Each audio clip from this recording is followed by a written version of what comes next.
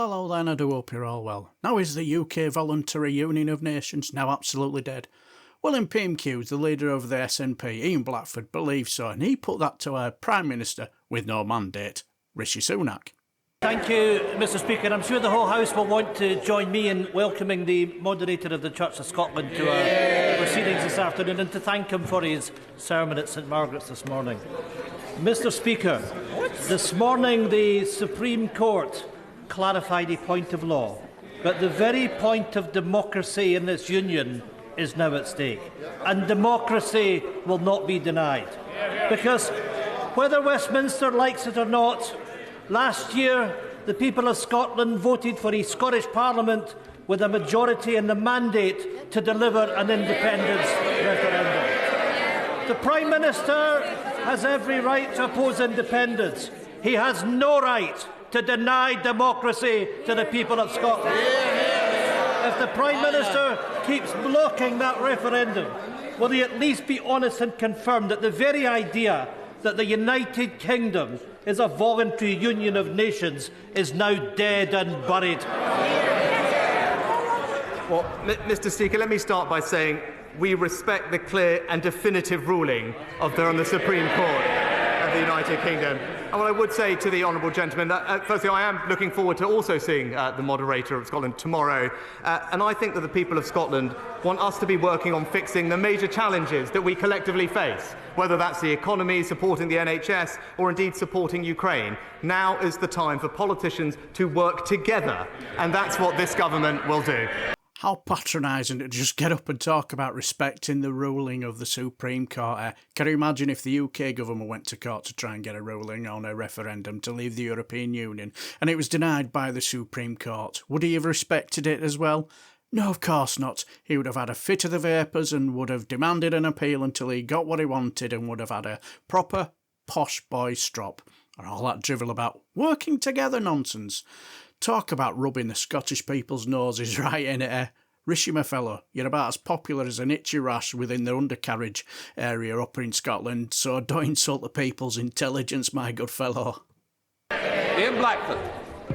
Mr Speaker, it is right that we respect the decision of the court. But the Prime Minister can't claim to respect the rule of law and then deny democracy in the very same breath. If democracy is to matter, if elections matter, then mandates matter. Since 2014, the Scottish National Party has won 8 elections in a row. Last year, we won a landslide. The Scottish Parliament now has the biggest majority for an independence referendum in the history of devolution. The Prime Minister doesn't even have a personal mandate to sit in 10 Downing Street. What right does a man with no mandate have to deny Scottish democracy? But, Mr Speaker, when it comes to Scottish democracy, I'm pleased that the Scottish Government has one of the most powerful devolved assemblies anywhere in the world. And I'm pleased, and I was pleased, very shortly after becoming Prime Minister, to be the first Prime Minister in over a decade to attend the Council, to sit down with the First Minister, to explore ways in which we can work together with the Scottish Government to deliver for the people of Scotland. Whether that's delivering our growth deals, delivering free ports, or ensuring that the £1.5 billion of extra Barnet money can go towards supporting public services, that's what we're committed to doing in Scotland. I think Ian Blackford has got a bit of a point, really, when it comes to mandates.